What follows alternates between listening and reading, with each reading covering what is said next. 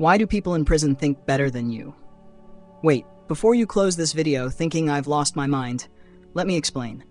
I'm not saying all prisoners are geniuses or that prison is some kind of paradise. Far from it. But something specific happens to certain people when they completely lose their physical freedom. They finally stop. They stop running. They stop pretending. They stop hiding behind 1,000 distractions. And in that forced stillness, some of them discover something new, despite being free, may have never found. Who they really are when no one is watching. But here's the real question. You don't have to go to prison to gain that kind of clarity. You just have to recognize the mental prisons you've locked yourself in. Because I bet you're more trapped than you think. Carl Rogers dedicated his life to understanding why free people live like prisoners of themselves. And what he discovered might completely change the way you see your own life.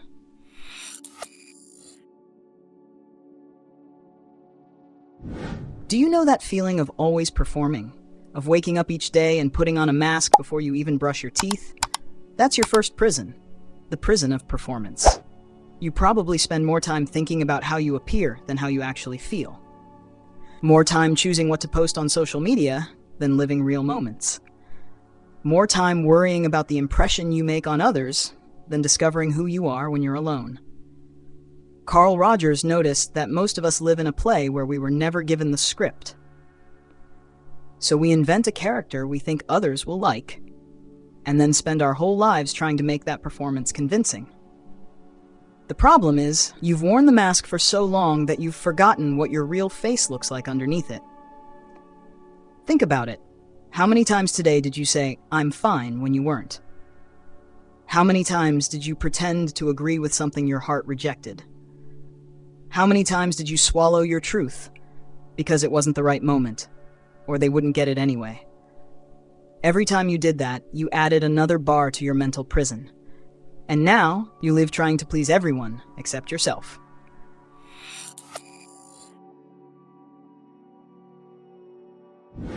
There's a second prison that's even more cruel. The prison of expectations. You carry the weight of expectations that were never yours to begin with. Expectations from your parents, your friends, society, your boss, and strangers on the internet. You probably don't even know what you truly want from life anymore, because you're too busy trying to become what others expect you to be. Carl Rogers understood that we spend our entire lives trying to become the person we think we're supposed to be, instead of discovering who we truly are. It's like we carry around a mental checklist of what a successful person should look like, and we torture ourselves for not fitting into that list. But tell me this, who wrote that list? When was the last time you stopped to ask if those expectations actually make sense for your life? When was the last time you had the courage to say, "No, that's not me"? The truth is, you might be wasting your entire life trying to be approved by people who don't even know the real you. You might be sacrificing your authenticity on the altar of social acceptance. And the saddest part? You might eventually gain everyone's approval and still feel empty inside. Because approval is not love. Approval is conditional. Real love is being able to be exactly who you are, with all your imperfections, and still be embraced.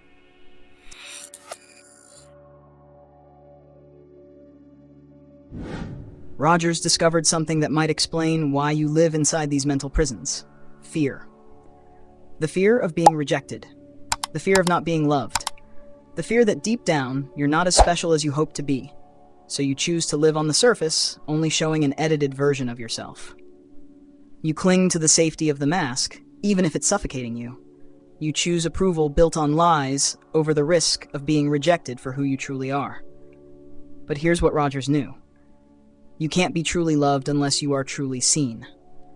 And you can't be truly seen if you keep hiding behind a persona that isn't yours. Think about the people you love most in this life. Do you love them for their perfection, or for their humanity? For their achievements, or for their honesty? For their mask, or for their real face? Then why do you believe you need to be perfect to be loved? Rogers believed we all have a deep need for unconditional acceptance.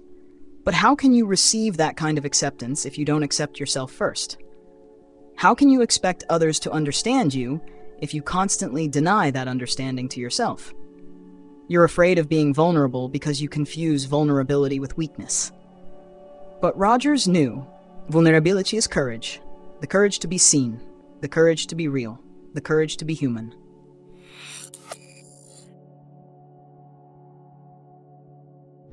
There's a third prison, more subtle but just as devastating, the prison of busyness. You're so constantly busy that you don't have time to think. No time to feel, no time to simply be. When was the last time you were truly alone with yourself? Not with your phone in hand, not with music in your ears, not with the TV on. Alone, in silence. Just you and your thoughts. I bet the very idea makes you uncomfortable. Because in silence, you can't run from yourself. In silence, you have to face the questions you've been avoiding. Who am I when I'm not doing something for someone else? What really matters to me? Am I living the life I want, or the life others expect of me? You use busyness like a drug. Every time an uncomfortable thought shows up, you grab your phone. Every time a difficult emotion arises, you distract yourself with something. Every time your soul tries to speak to you, you turn up the volume of the outside world. Rogers knew that growth happens in silence, in reflection, in the ability to be with yourself without running away.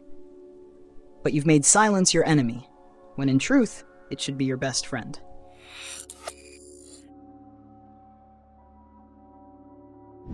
Rogers discovered something revolutionary. You don't need to change to be worthy of love. You just need to stop pretending to be someone you're not. True freedom doesn't come from having more external options. It comes from accepting who you are on the inside. It comes from ending the war against your own nature. It comes from recognizing that you are human, and that being human is enough. You don't need to be perfect. You don't need to have all the answers. You don't need to please everyone. You don't need to be strong all the time. You don't need to hide your doubts, your fears, your insecurities. You need just one thing: the courage to be yourself. Rogers called this congruence, when who you are on the inside matches who you are on the outside. When you stop performing and start simply being. But that's terrifying, isn't it? Because it means you might be rejected. It means not everyone will like you. It means you'll have to take responsibility for your own life instead of blaming the world around you. But it also means something revolutionary. You can be truly loved. Loved for who you really are, not for who you pretend to be.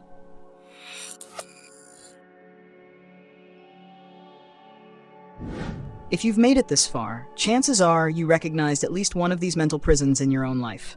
And that alone is a massive first step, because you can't break free from a prison you don't even know exists.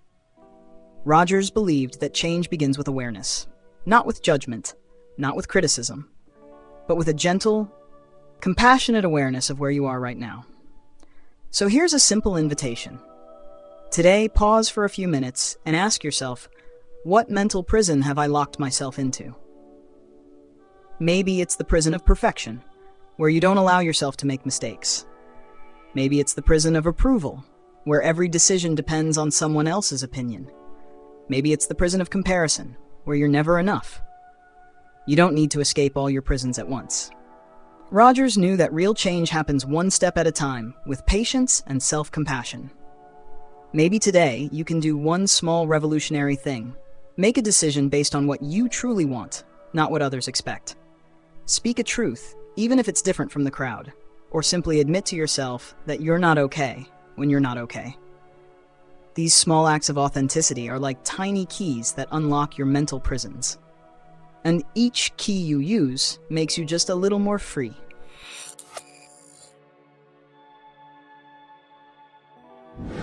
Rogers held a deep belief. You already have everything you need to be free. Freedom isn't something you achieve out there. It's something you discover in here. You don't need more external freedom. You need to recognize the freedom that already exists within you. A freedom no one can take away. A freedom that doesn't depend on circumstances. A freedom that blooms the moment you find the courage to be who you truly are.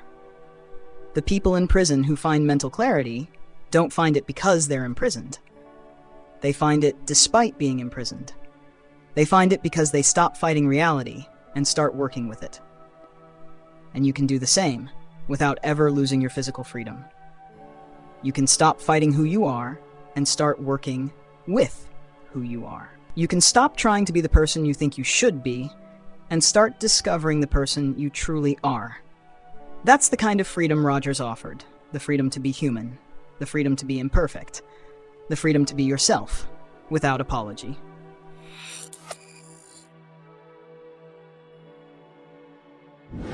If these words touched something inside you, if you recognized your own mental prisons in what I shared, then you've already taken the most important step. You woke up. And now what? Now you have a choice. You can go back to your mental prisons. They're familiar, they're comfortable, they're known. Or you can begin, slowly, patiently, to explore what it truly means to be free.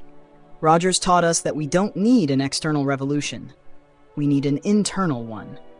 A revolution of acceptance, of authenticity, of courage to be who we are.